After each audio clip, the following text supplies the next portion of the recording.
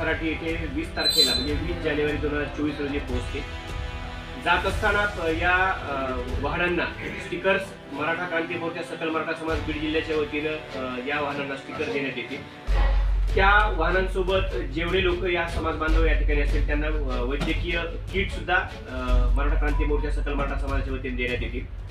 शिस्तीचं पालन केलं जाईल आणि वाहतुकीच्या नियमांचं सुद्धा पालन केलं जाईल.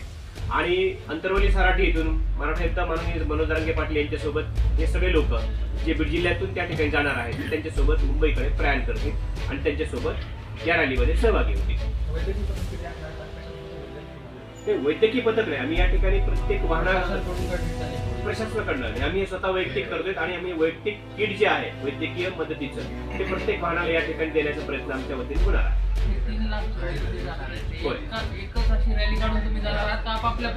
नाही, आता कसं आहे की आपण बीड कडून जर आपल्याला गेवराईकडे जायचं म्हटलं तर परळी, अंबेजोगाई, केस, धारूर या लोकांसाठी हाच मार्ग आहे, परंतु आष्टी, पाटोदा, शिरूर यांच्यासाठी वेगळा मार्ग आहे. त्याच्यामुळे मग ते वेगळ्या पद्धतीने जातील. परंतु या मार्गावर येणारे जे लोक आहेत आम्ही नियोजन असं केले की महालक्ष्मी चौकात या ठिकाणी आम्ही सगळे थांबू आणि या भागाकडे येणारे सगळे वाहनं जे आहेत सकाळी 8 वाजता सोबत निघतील असं या ठिकाणी नियोजन आमच्या वतीने करण्यात आलेलं आहे.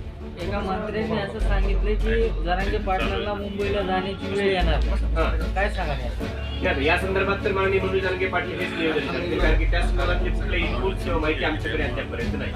परंतु आम्हाला या सूचना आहेत की 20 तारखेला सकाळी मुंबईकडे प्रयाण करायचंय आणि जास्तीत जास्त समाज बांधव या ठिकाणी अंतरवली येथे सकाळी 8 वाजता पोहोचतील असं नियोजन करण्याचं आम्हाला या ठिकाणी सांगितलेलं आहे आणि तसं नियोजन आमच्या वतीने करण्यात आलेलं आहे.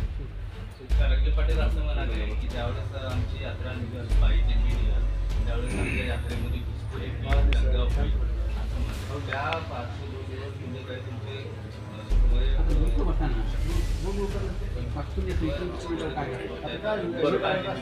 आम्ही या ठिकाणी त्या पद्धतीनं नियोजन करून त्रयस्थ लोक या ठिकाणी या रॅलीमध्ये घुसणार नाहीत, ही रॅलीमध्ये घुसून या रॅलीला बदनाम करण्याचा प्रयत्न करणार नाहीत याचं नियोजन आम्ही केलेलं आहे. आणि त्याप्रमाणे स्वयंसेवकाची नियोजन जे आहे किंवा स्वयंसेवक त्या ठिकाणी असतील असं नियोजन बीड जिल्हा मराठा क्रांती मोर्चा मराठा समाजाच्या वतीने करण्यात आलेलं आहे.